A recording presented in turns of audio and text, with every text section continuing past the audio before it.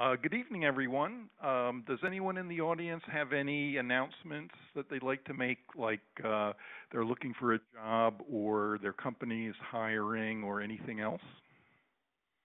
Go ahead. You want to step up to the microphone and say a few words? Not putting pressure on you or anything, but if you want. My name is Raghav Venga. I work in the semiconductor industry, mostly in the chip manufacturing. I work in the quality operations and as an R&D scientist. I got my PhD in applied optics and worked for 7 years. I'm looking for a new job now. Okay, great.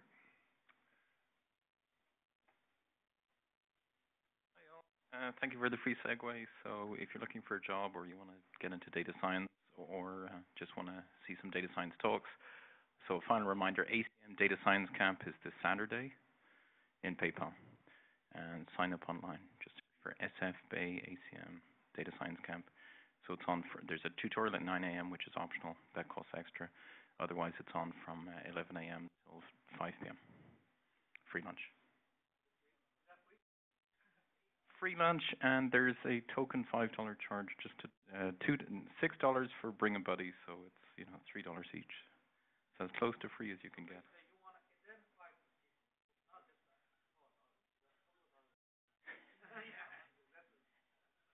Hey, we could write a paper on arbitrage of free prices at unconference.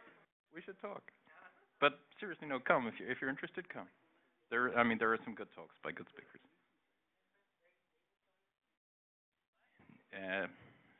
SF Bay ACM Data Science Camp. Is it like ACM? It's on Eventbrite. Yes, it's on Eventbrite. Yeah. So if just basically pair up with each other, and you can do this sort of $6, 2 for $6 thing if you're price sensitive. But please come. Hello, everyone. My name is Jason. I'm looking for a job. I'm a Ruby on Rails developer. I just graduated from Dev Boot Camp about 4 weeks ago, and I'm open to moving to any technology, but I preferably want a full stack developer position. And that is all. If anyone has a company or any job leads, contact me. Okay, anyone else have any other announcements? So there was a company that called me up last week, and so if there's someone else that's looking for a job and you didn't feel like going up to the microphone, just see me at the end of the meeting and I'll connect you with this company. Tonight we're very fortunate to have Suresh Velagapudi. Suresh is a former computer science instructor. Let's welcome Suresh.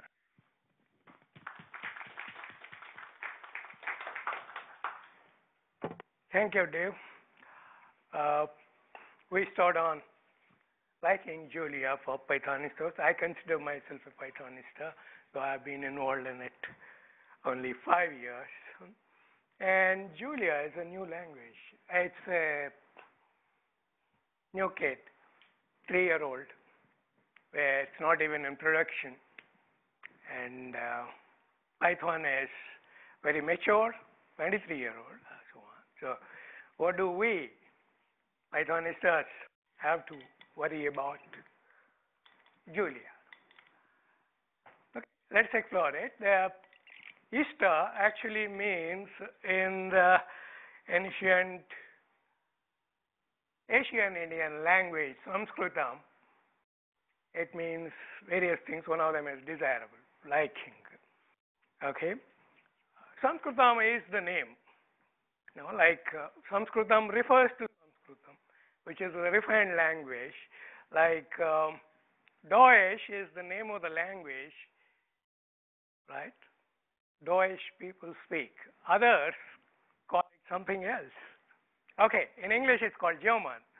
I wonder why, what those guys think in Deutschland, who, when they hear their language is being referred as something different from what they refer, I think they are shocked. Like I was shocked when first time I heard Sanskritam is known as Sanskrit. Let's leave it that. Okay, German and English are related, right? You people know that. English is a low German, low Germanic. I don't know what high, low is there. Like, same thing with Python and Julia. You can look at Julia as the high or Python as the low, or it's the other way. You would like to believe Python is the high level language from which Julia is born or something like that. Okay, that's the beginning of it. We'll see. Julia and Python are pretty close, as you see today.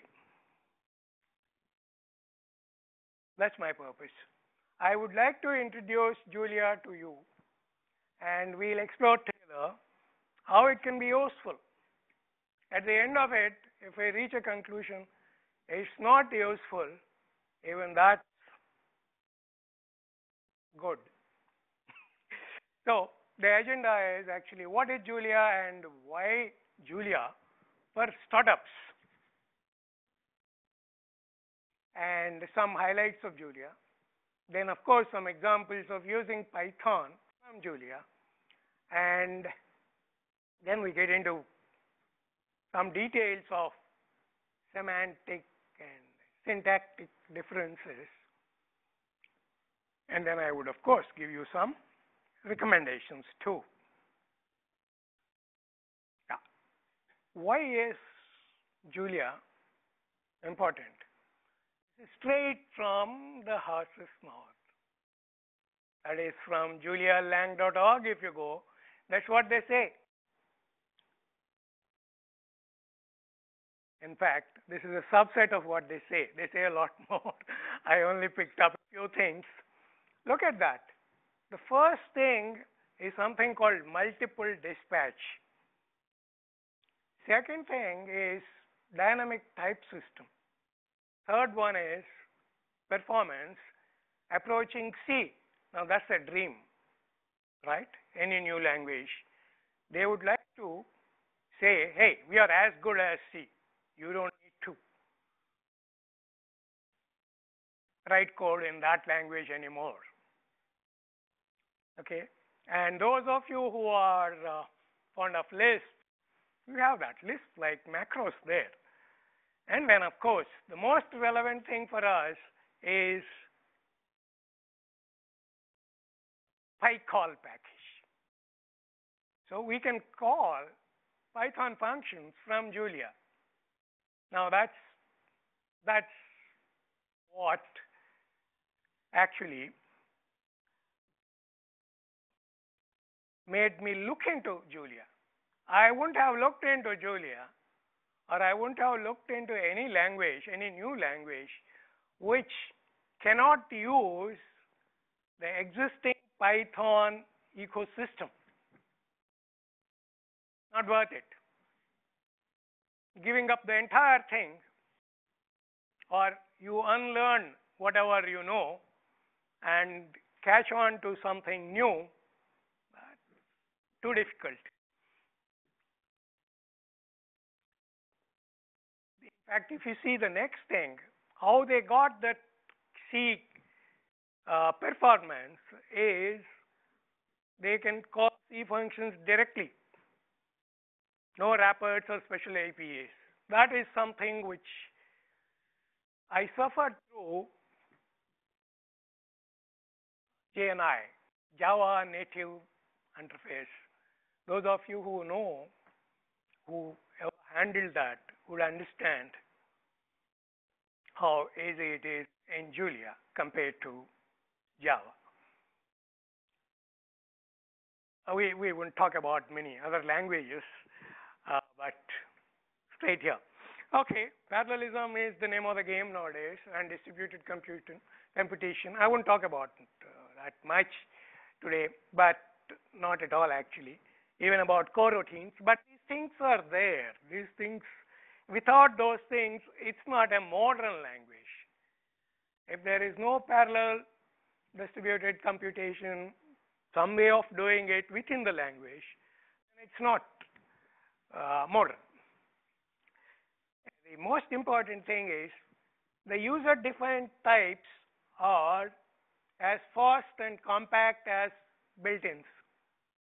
This, users can define their own types, and except in some languages, there is a difference between the built-in thing and the user-defined thing, and the user-defined typically is slow for whatever reasons. One of the design aims of Julia is to make user-defined types as fast as the built-ins. Okay? Then elegant extensible conversions and promotions for numeric and other types, that needs to be there, right? Because if you are actually, Julia is a pretty strict language. It doesn't do those things, those conversions in an unprincipled way. I mean, there are languages which do that, but Julia does it in a principled way, and it's very efficient, support for Unicode, etc. Last, of course, the most important thing, I said startups. Startups would love to have free and open source languages, which, hey, but I should tell you, it's not in production yet. The latest stable version is 0.4, okay? So, but there are some startups apparently in East Coast and in the Eastern world, and in Bengaluru, I was told the people who work using Julia and do great things. I do not know anything specific, but we'll go through some of these. This is to get an overall. Now, what is the impression you get out of this? Somewhere, something is missing, right? The last 2 decades has been, it all has been about object-oriented programming. 3 decades, okay? Something is missing there. That is missing. Julia is not object-oriented programming language. Then you should give it some characterization, right? What is it? No, it's just like Python. Dynamic type system, it says there. And then that's it. Types are there. Okay. So no object oriented. In fact, that's their design principle. There are objects, all right, of all sorts, but there are no functions or methods associated with an object. In fact, that goes against the very first thing called multiple dispatch, the philosophical difference, real difference. They will have methods, all right, and many methods. Multiple dispatch means that we'll see that, but there is no object orientedness in the sense we understand it in languages like Java or even Python. Python does have classes, right? This doesn't have classes. It has types. So now we see what it means. The features of type system. What are those? Now, first of all, those of you who are fond of Python because it's dynamic, no type declarations, unlike C, C++, Java, etc. You would be disappointed to know, or you would be happy to know, in 3.5 Python, an optional type system is available. You can declare types and no harm. In fact, B.Tech conducted in March a meetup in which Guido himself came and spoke here about the optional typing system that's coming. Yeah, please. Come here. I can't hear.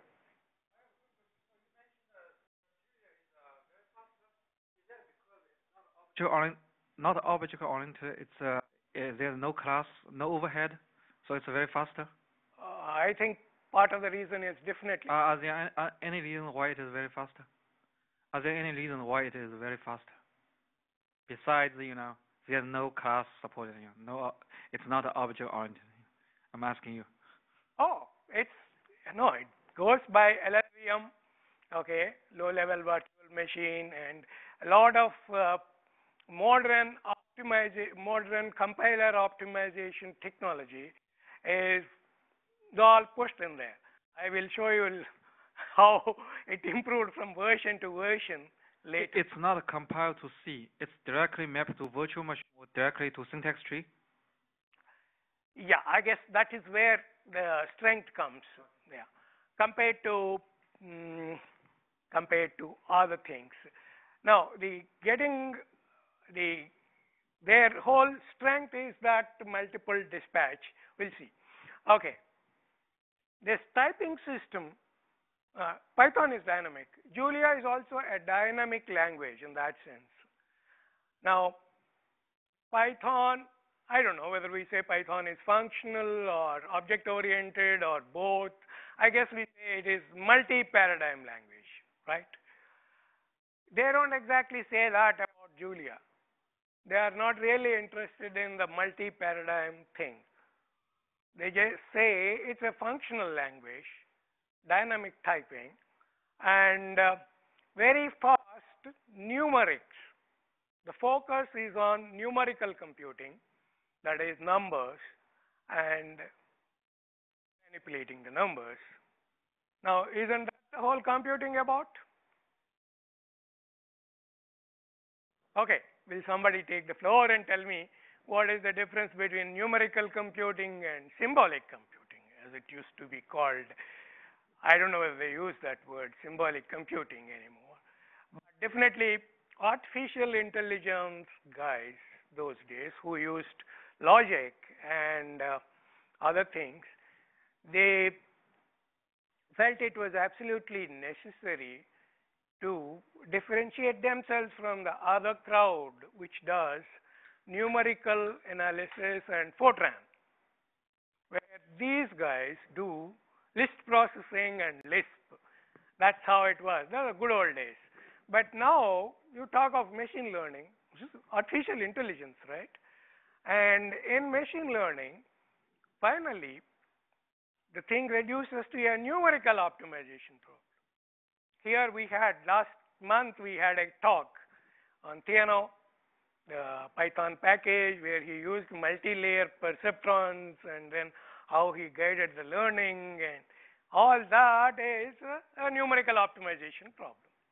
Okay, we are back to numerical computing for getting artificial intelligence or machine learning.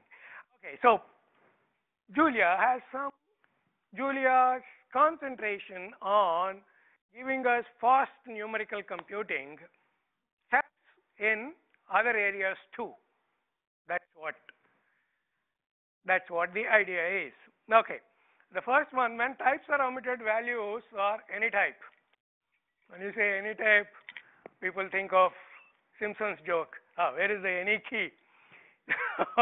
That's the any type is a type which is at the top of the type hierarchy, right? And those of you who have used Python types, can you tell me what is the status of any in Python type hierarchy?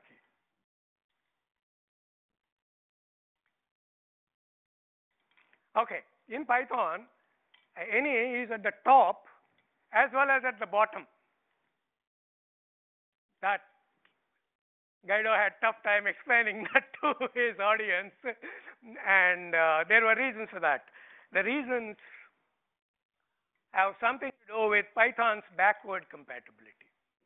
Okay, so Python, in fact, my original plan was I start with Python typing and then guide you into Julia later. Then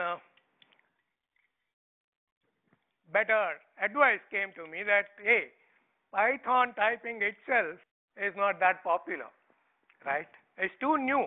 It was released only last month, typing.py module. Okay, so that will take us in a different direction. though the comparison is Julia typing system. Julia relies only on typing system because it doesn't have that object-oriented thing. And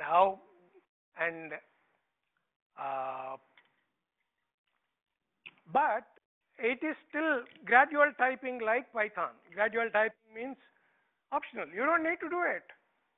Hey, you're happy writing Python programs as you are doing today. That's fine. There is no reason to introduce types. Other languages insist on that. I mean, C++ and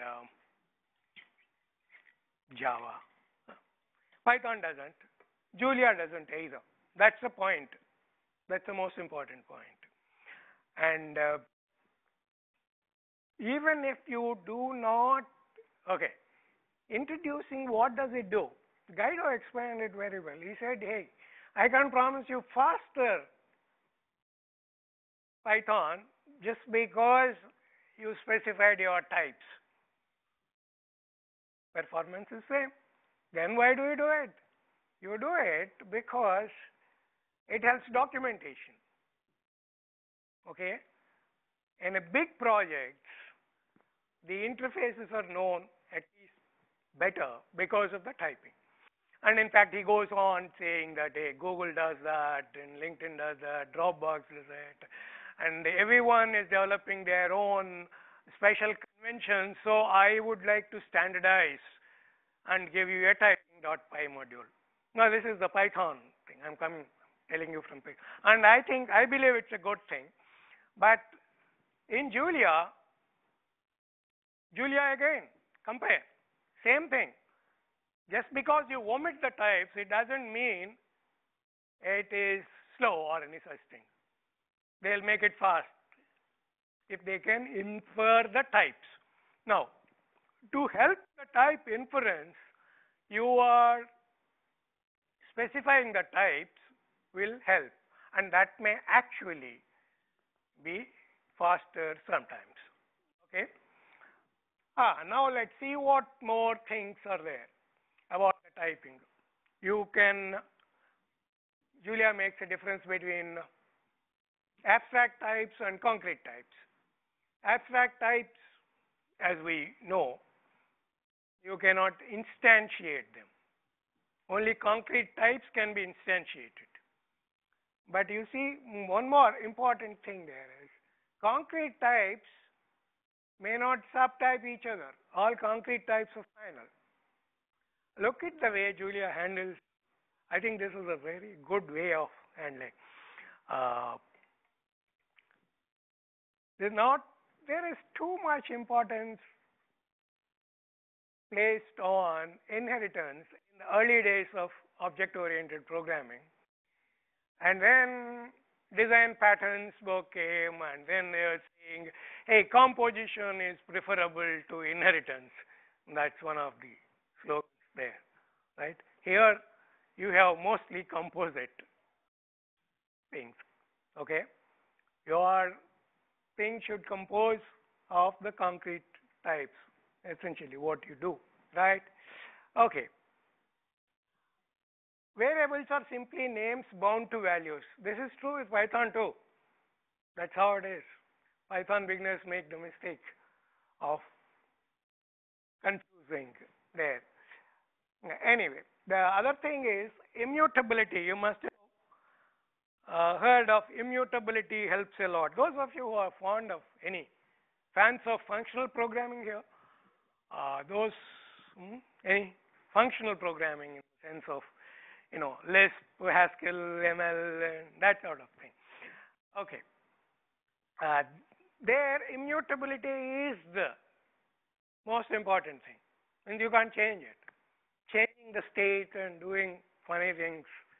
Now, if you have defined an object of asset, that immutability is a possibility. You can define immutable types. We'll see how we do that. Okay. Types can take parameters, so that type declarations actually introduce a whole family of new types. This is nothing new about generic programming is available in C++, Java, and so on, Scala, but it's neatly done here. Okay. Julia's type parameters are invariant rather than being covariant. I won't go into that because I suffered a lot about the contravariant, covariant business when I tried to do Java generics. Okay. So again, the design decision of Julia seems to be good to me. That again, no automatic casting. This is a strict language, but am I contradicting what I said here, earlier to this? If you go earlier, I said elegant and extensible conversions and promotions. Elegant is the keyword there. But the spirit of it is basically this. No automatic casting conversion, but some of that is done. Julia does it again in a principled way. Okay? And if you have your own types, user-defined types, have to follow the same thing. So you are promised that user-defined types are as fast as built-in types if you follow the same discipline, right? That's also there. Okay.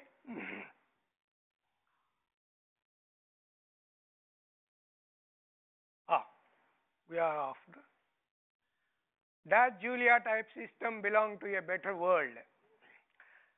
You know, I've chosen this because Guido, you go through Guido's presentation, he tries to do this generic thing because you can define your own types in Python and then do all that. Then how do you do that? And then he says, oh, you see, in a better world, I should be able to say this, but I can't say this because of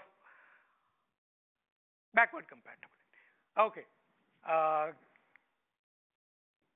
I believe Julia actually belongs to a better world as envisaged there. Okay, the claim is this. Julia's type system is designed to be powerful and expressive, yet clear, intuitive, and unobtrusive. Okay, this is all from their website, so take it. Many Julia programmers may never feel the need to write code that explicitly uses types. This point in Python also we stress, hey, we write it the way we were accustomed to.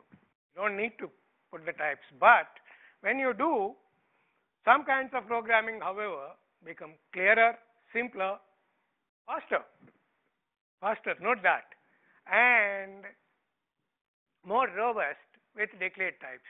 The robust part, you know, caching errors only at runtime is not a very happy situation. In fact, Guido encourages people in Python to use types and use a separate thing called mypy to check whether the static types are, whether the types are okay the way you used. Python itself doesn't do it. There is a separate thing called mypy there. But in Julia, it's built into the language. In Julia, all values are objects, but functions are not bundled with the objects they operate on. I've been repeating this, but this is worth repeating and getting into. This is necessary since Julia chooses which method of a function to use by multiple dispatch, meaning that the types of all of a function's arguments are considered when selecting a method rather than just the first one. Why do they say first one? If you remember Python, that first one is that self.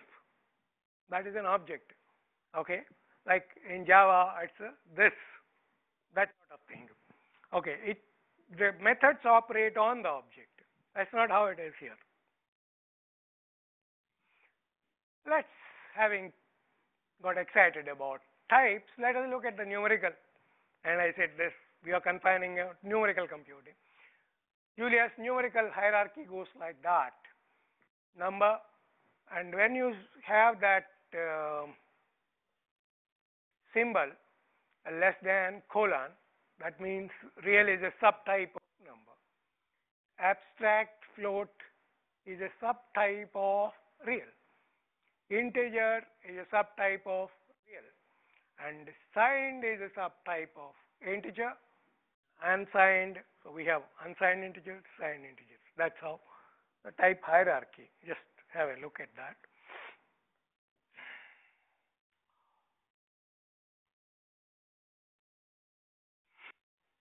Okay, how do we declare the types in Julia? That's it. Just say type and then give it a name, and then these are the fields. Now you see there are no methods. I mean, there are no functions associated, just a type. If you notice, we didn't specify the type, so it becomes any type of any. Okay, and bars we specified int, and the other one we specified float 64. These are the types which are, these two are built-in types are given, and we have built a type out of built-in types. Does this remind you of something? C structure, maybe, yeah, like that only, right? And then, how do we create objects? We create objects like that. Okay, foo is that foo, hello world, and we give this. I haven't defined the foo for you. Okay, that is just a, oh, it's different, exactly. So bar int float 64. What did we give? We gave a string. That's fine, because any. The first one is any type, so that's fine. And second one is definitely integer. Third one is definitely float. That's it. And if you want to check what is the type of this object we created just now, it says foo. We created foo type. Okay. Unlike Python, which does not catch your errors, you got to use MyPy to catch the errors. Julia, type errors are caught. Just look at that. And we defined a function with two floats, okay, 2x plus y, simple. If we give two floats in the beginning, happy. But if we give an integer, the second one, it says method error, because we defined with two floats. So this is a no method matching. That's what it says, and also gives which are the closest candidates to that, and which one didn't match, not matched, it will say. Hey, I find this helpful. Who doesn't? We continue with this. Same. It's the same function we are continuing. Again, first thing didn't match this time. And it says not matched, the first float. It has no method matching. And it will clearly say that it has no method matching what you are given. You are given a float 32, right? If you have given a float 32, then it says it doesn't have a method. And that's helpful here also. You see these two are strings, and it says there is no such method with two strings, right? Then we'll go to parametric I talked about generic programming, right? Generic programming is possible only when you have that type of thing. So there is a type t, and this one is a point x t, y of t, end. End is required in Julia. That is the way to close. The correct way to define a method that accepts all arguments of type point t, where t is a subtype of real is, how do we do that? We write like that. Function, we have to, if new function we define, we write like that. Function, the norm t is something which is less than real, okay? And then we say point T, the P is the point, and square root of Px square plus Py square. This is the Cartesian norm, right? We take a square root of x square plus y square, we say, and that is the beauty of this is this function works on any t which is a subtype of real. In that sense, it is generic. Okay. And Julia type, rational. This brings all our understanding. Now, I said things like immutable can be defined. Hey, rational is immutable. If you are given any integer, this is our first essential Julia code. You should look at it. Yeah, it's numerator and denominator. Both are of the type t that's given to us.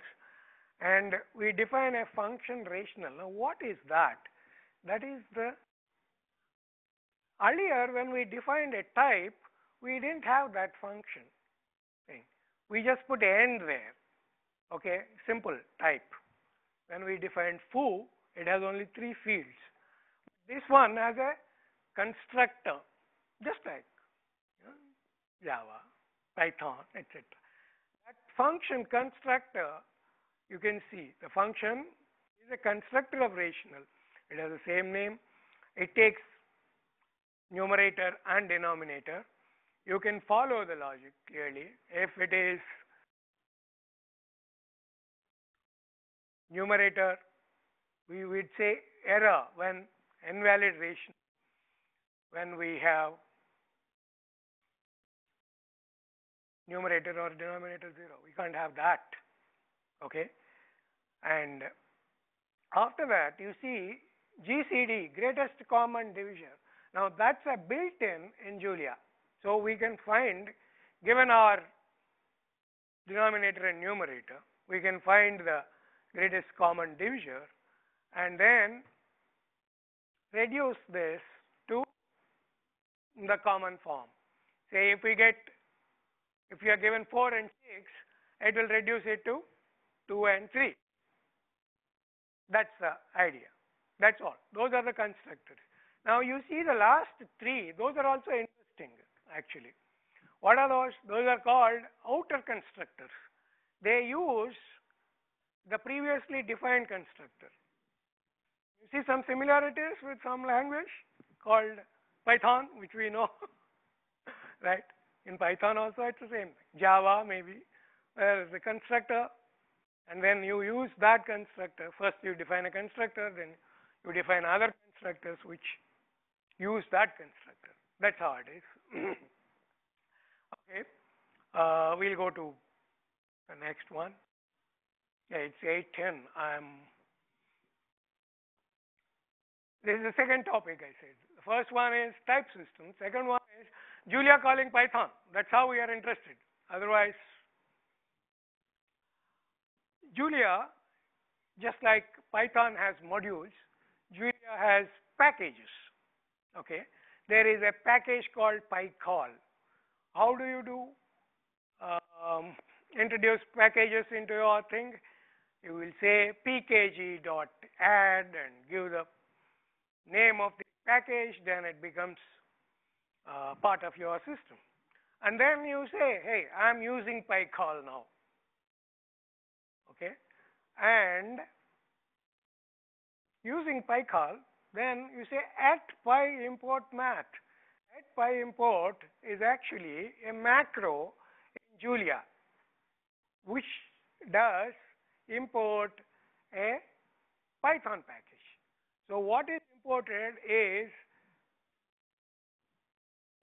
Python's math package.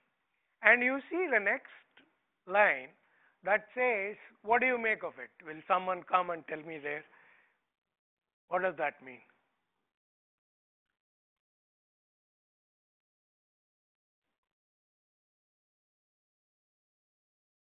It actually checks the thing which you get from Python is same thing as the built-in thing from Julia.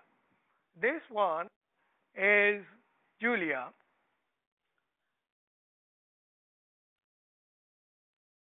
This is Julia.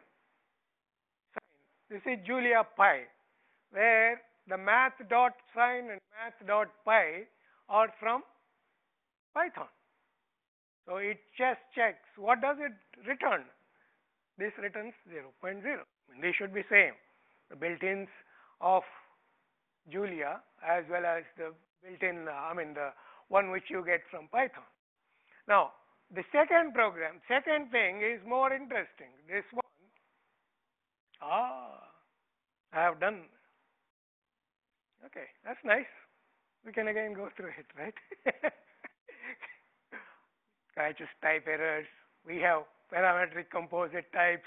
You see the end and Julia type rational. It introduced us to both inner constructor and outer constructors. Now, here, this is two. Yeah, this one I'm talking about. We got the hang of pi import. This time we are importing SciPy dot optimize as so. SciPy, people have used it. And NumPy, I assume quite a lot of you have used NumPy and SciPy. Part of that's what makes Python very attractive to scientists who do numerical computing. Now this is funny because it says so dot Newton x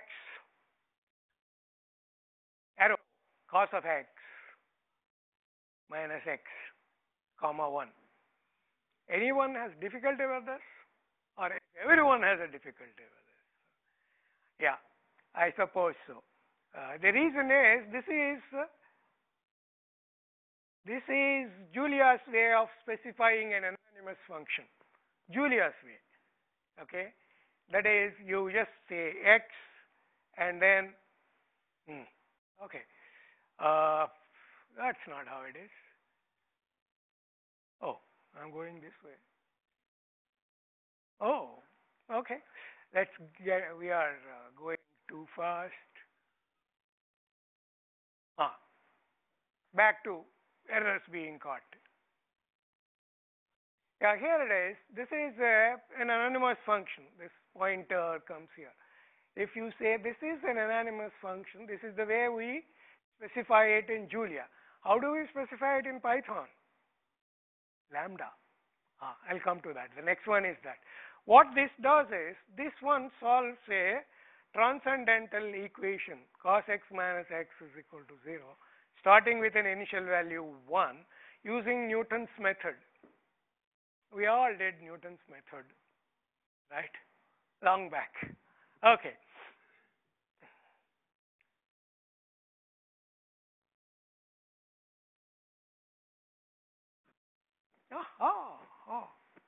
I think actually we should go here. This is what I was telling you, Julia calling Python. The next one is, it's here. This is that lambda thing. Separately, sorry, I apologize for not being able to handle the high tech.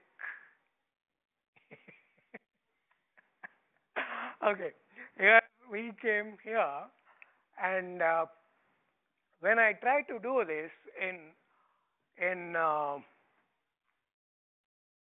Python, that's what we do. We import math, we import SciPy.optimize as SO, and we say SO.Newton, but we got to say lambda x colon math.cos x minus x. That's the way we give an anonymous function in Python. See, Python is a multi-paradigm language. In 2010, I read a book in which that fellow is listing out all the features of Python. One of the things he mentions is lambda. And he says, I don't know what it is useful for, but it is there. And he's writing a textbook. Okay. That's sad. It's it's useful, and now if you want to do the same thing without calling Python, you can do it using roots. Roots is the Julia package, which has something called Newton, which will get you the same answer. I actually verified the answers are the same. These slides will be made available to you. You can have fun with them later. We talked of optimization, so I should tell you there is a thing called general optimization. That's how it goes. This one. That's mathematical formulation. You minimize f of x such that g of x is less than or equal to 0, h of x is, means basically there are two sets of constraints. One is equality constraint, other one is inequality constraint. Some of you may ask, why not the other way, greater than thing? Is that not a third alternative? That can be modified into this by just changing signs.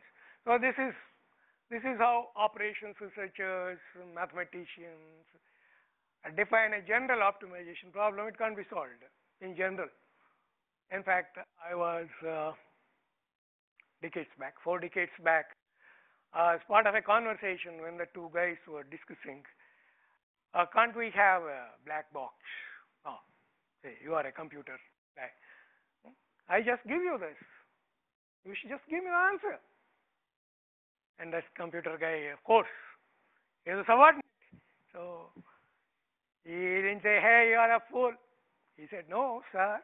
There are a lot of science behind it. There's something called computer science. There are certain problems which can be solved, certain problems which cannot be solved, and so on, so forth. Okay. This is too general to solve. You have to specify some properties of x.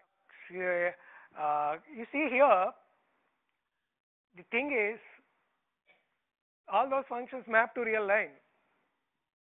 This optimization problem. Even this is very difficult. It doesn't map to vectors and all. That's all again is more complicated. Life can be much more complicated than this, but even this is pretty complicated. Unless you specify some properties and more precisely. So I see all these guys who are trying to do machine learning finally ending up with something here.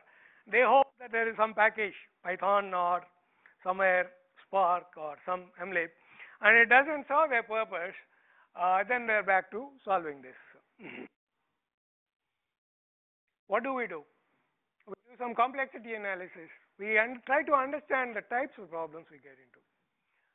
Okay, the first one, this is a bit of computer science. Polynomial algorithm, deterministic polynomial time algorithm. If you have your F linear and G also linear, the entire thing is linear, it's a linear optimization problem, then, and your coefficients, etc., all are expressed as rational numbers. We had that type rational Julia. So then there exists a deterministic polynomial time algorithm. All those conditions have to be fulfilled, and that was proved only in 1979. I think, yeah. Though linear programming, it's called those days programming, highly British usage. Linear optimization was known from 1950s. Okay, the complexity of it. So then we have, these are all computer science terms. I think you're all familiar with it. Non-deterministic polynomial, NP complete is P is equal to NP, or big problem, right? Yeah, and NP hard. You can't prove sometimes something is NP, but you know it is as bad. What is it? Integer programming is NP hard. Integer feasibility is NP complete. Okay, we have a lot more other things to do. Okay, the way I got into Julia is because of this package called JUMP. That is Julia Mathematical Programming Package. And it's after half a century, because I was doing even, not exactly half a century back, but I think 4 decades back, I was struggling with proprietary packages like IBM and UNIVAC, etc. And those had all sorts of limitations. I can't interact with, I can't do my own heuristic. And I mean, I give some input, it gives some output, and most of the time correct. Those are well done, but very limited in their approach. Where now, in 2015, with Julia, there is a modeling language. I can specify my model very clearly, and then it supports many open source solvers and all these things. You know, linear programming, I said, is polynomial. Mixed integer programming is not. It's exponential. All those things. And nonlinear programming in general, I shouldn't give you high hopes. Some of that is supported in Julia right now. Some parts of the thing, which it's much better.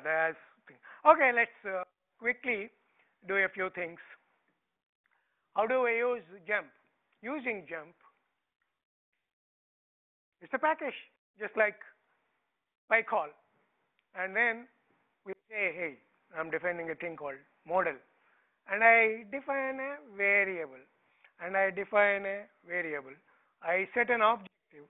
I add a constraint. But look at that. That's like how you write in math. This is how it is. So straight. And that's what attracted me to Julia. And these are all given to us. That def var, those are the things, the work done by the jump contributors, not me. I'm just using that. Those are the macros, that list type macros which we talk about. Okay, and then I can ask for it to print the objective value in the end. This. Okay, it's not just for linear, it's also for quadratic. Same thing, same principle follows. And a lot more actually. But we stop at this and go to something more interesting. That's fun.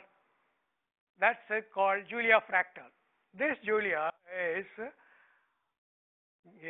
exactly a century back math person from France, Gaston Julia. Julia is the last name, not the first name. Okay, and you can generate this, and that's a simple. It's not very difficult. You can recognize our good old language Python, in which we have a few for loops. Except that in Python proper, this will be horribly slow. Okay, so here is what. Number to the rescue from numerical Python. I happened to read a book, and I didn't know of this number earlier. Number is a Python package available, okay, which does just-in-time compilation, like almost like that LLVM sort of thing, okay.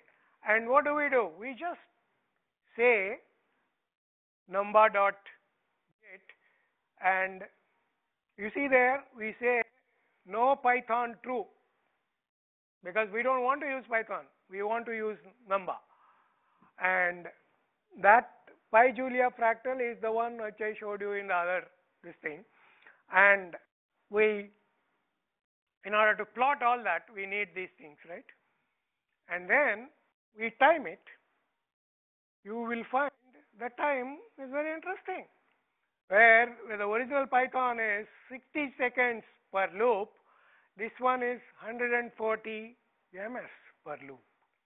Hey, that's performance 400 times. Okay, so number is there too. Just for performance, we don't need to go to Julia. Okay, or you can say, let us try number and see how our thing fares. This is the simple thing in Julia, the same function, the thing we wrote here. The beauty of it is you are not specifying any of the types, but it works. If you give a complex number, it's a complex number. That goes on. So, and this is from a Googler. She wrote in 2014. Her idea is to explain actually parallel processing for this, and that's where her name is Julia. Julia language on Gaston Julia set. That's how it goes. Okay. Finally, the things which I promised, the syntactic differences, and we are coming close. We will. Indentation is not significant in Julia. It is in Python. You consider it as a virtue or defect, depends on how you look at it. Okay, but it's not significant. Optional typing denoted by 2 colons. You must have noticed that now, right? In Julia, we said 1 colon. Optional typing, right? And Julia uses 1 based indexing. Python list use 0 based. 1 based. Why did they choose 1 based? I think they just wanted to attract all FORTRAN persons like me, I suppose. Yeah, those who spent a lot of time in FORTRAN. I spent for 15 years as a part-time FORTRAN programmer. Part-time, of course. I was doing some other great things. So, but I was quite a time. All those, but you know, FORTRAN people have their own attachments to. So they wanted to attract, I think. I'm not sure whether this is a good business model. What do you feel? Then the Julia's arrays. Again, FORTRAN ordered. After that, no other. The C ordered. The other things are all C ordered. When we wrote FORTRAN programs, we used to be very conscious of this column measure thing. You know what it means, right? Column first and then followed by second column and so on. That's how it is. Those are. Semantic. Semantic difference, quite many. Any is, this I mentioned, no? Any is both at bottom and top of hierarchy in Python. Please read the stuff, Guido's PEP, to understand what that means. But Julia, top only. Julia evaluates default values of function arguments every time the method is invoked.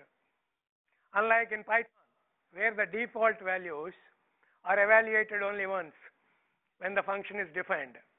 This is the most of the beginners make this mistake in Python, and that's Python's way. But Julia is different. The function f of x of rand equal to x returns a new random number every time it's invoked without argument. On the other hand, the function, that one. Okay, you notice something new there. Push exclamation mark. That exclamation mark is to say that particular function modifies its arguments. Otherwise, by default, every function, Julia is a functional language in that sense. So every function just evaluates the arguments, not modifies the arguments. But you can do that in Julia and do it by that. You can write that exclamation mark is the thing. Some more. Julia slice indexing is again different. It includes the last element, unlike in Python. Python, what do? When we have a slice, the first one is included, the last one is excluded. Here, both are included. It means it's a closed interval. There it is closed open interval. Julia, of course, doesn't support negative indices. And functions in Julia return values from their last expression or the return keyword, where in Python you have to use the return keyword. If you don't use the return keyword and if there is an expression, it does well and comes back with some default stuff. So in that sense, Python is not a functional language. In fact, this is the touchstone of functional language. All functional languages return expression. If you have an expression at the end, it just returns it. Scala. But that's okay. Python is a functional language. In fact, I should tell you, the most important thing about the functional language is what we say in that optimized thing. We could send a function as an argument. That's most important. That's called functions or first-class objects. And that means any argument to a function, you can send another function there, which is very useful for numerical work. Yeah. Okay. Now, the fun facts. Fun means functional programming facts about Julia. There is a Lisp parser underlying the implementation. If you try Julia -- Lisp, you actually can write Lisp programs and it will execute. I tried this. It's fun. For good old, these guys who did FORTRAN and Lisp, they tend to be like me. Okay. Julia is a homoiconic language like pure Lisp. And that's what is the... And Julia supports hygienic macros. So once I say hygienic macros, you will ask me what are the dirty macros. Dirty macros. One language, C. C has dirty macros. Okay, I won't go deep into that. And it also supports recursion, just like Python. And just like Python, without tail call optimization. Python doesn't do it, Julia doesn't do it either, but their recursion is very good. So you can now Google for some, sorry?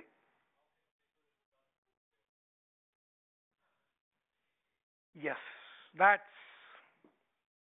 yeah, from a pure angle, that's how it is. But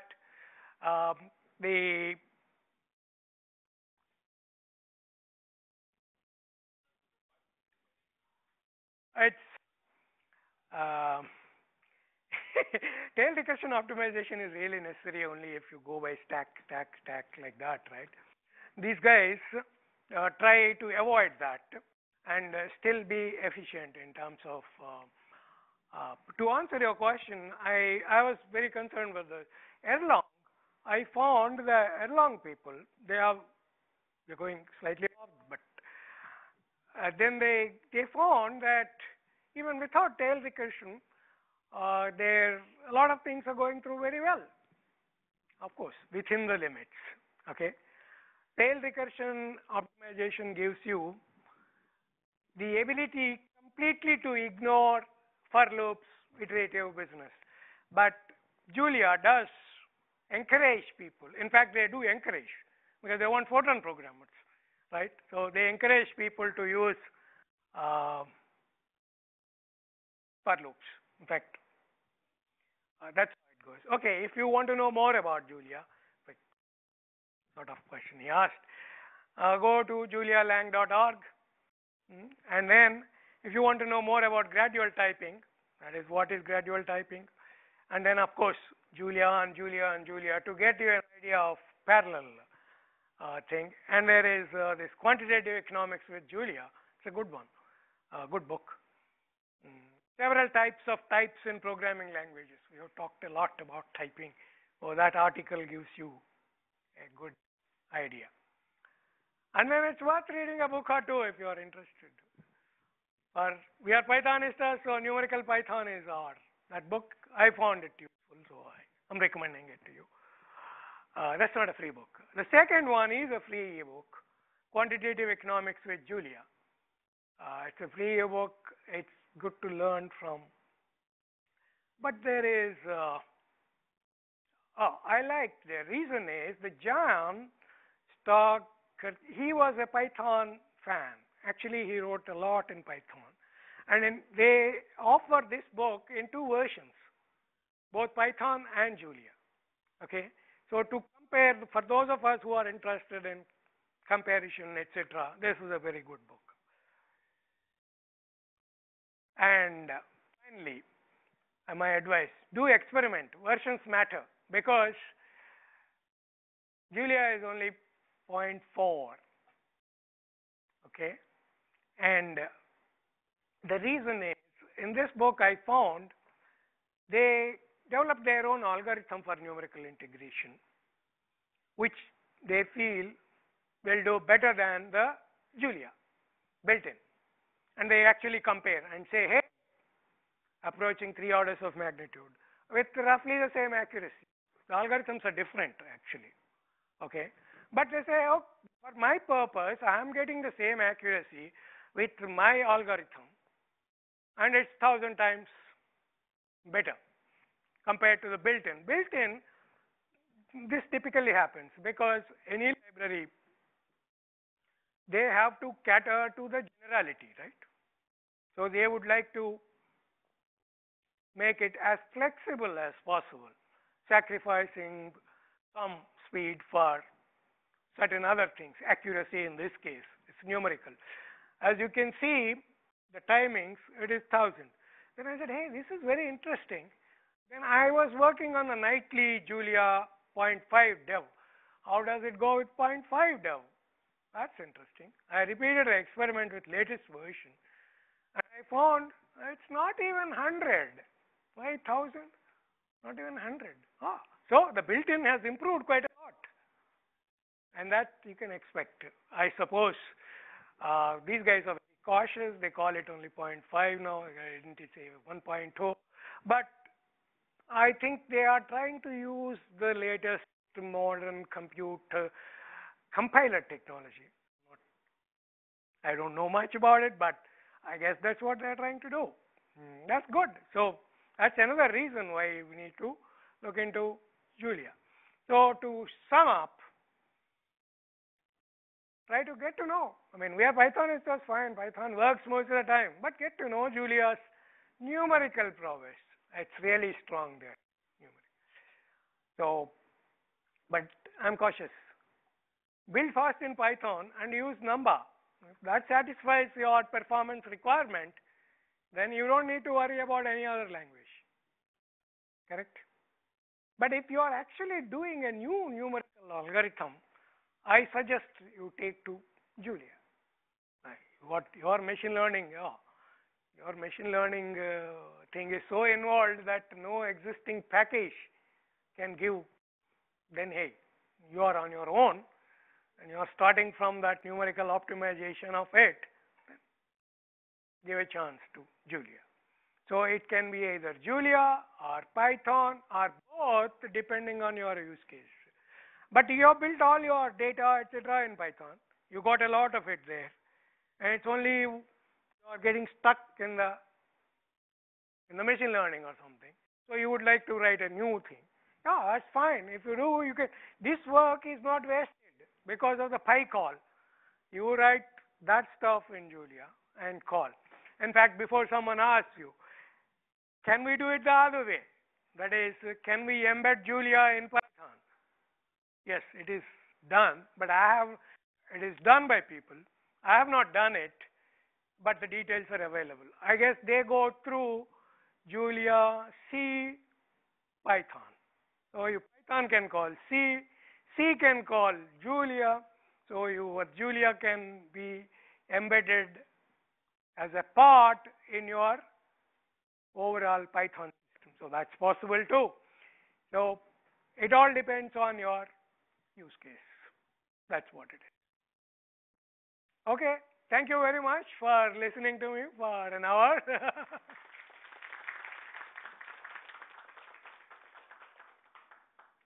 I take questions for, yeah, please. Yeah. Can you compare Julia versus other functional programming languages like Haskell? I do not know much about Haskell. So,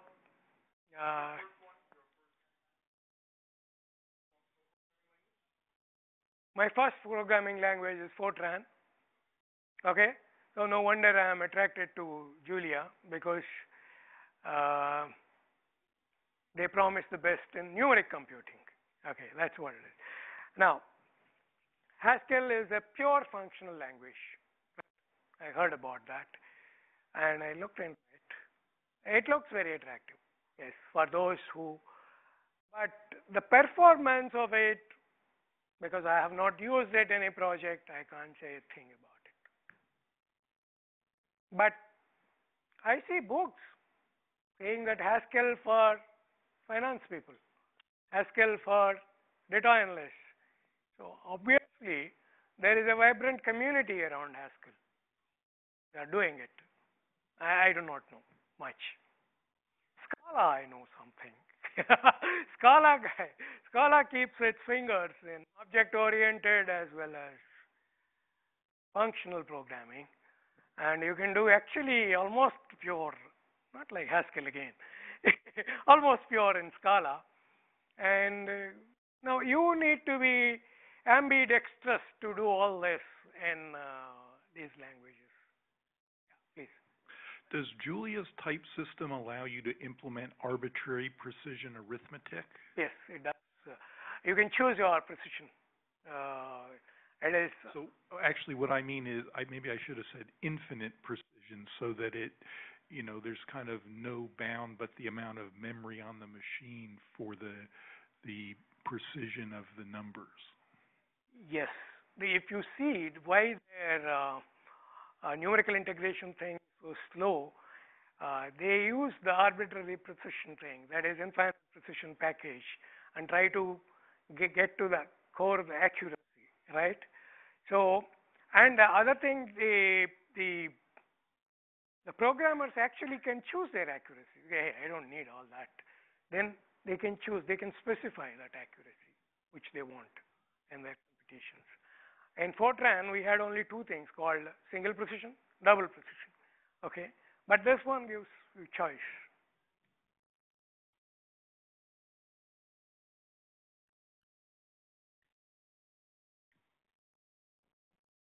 Okay, thank you.